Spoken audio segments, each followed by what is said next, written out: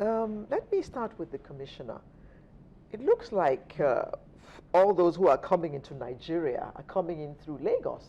So Lagos seems to be more endangered than other state capitals. How is Lagos State planning to tackle this visitor, let's say? Well, first of all, I would say I would just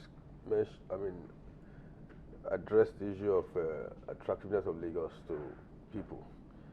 Obviously, the reason is very clear. It's in the nerve center of the country, both economically and politically. So everybody seems to be wanting to come to Lagos.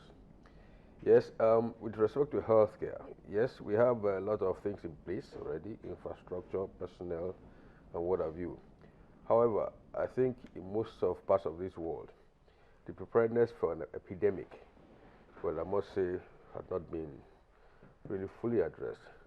However, we have all those things in place, but putting them together as soon as this thing arrives, it's what takes time. Even the countries where people are ready for this, it takes a while for you to set up that system to get it in place, and that's precisely what happened.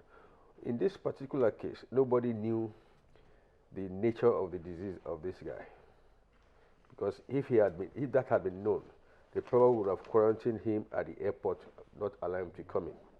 And that's the major problem we had, because all the people who attempted to assist him, they formed the huge number of people now who have come down now with this disease.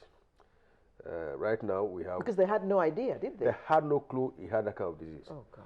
So they did not take the necessary precaution to address the way trying to help. Just, like reaction, wheeling a patient to a hospital.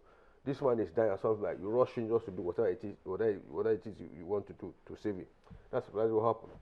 And unfortunately, by the time they realized it, a lot of them had been exposed unknowingly before it was actually isolated when the full story came up.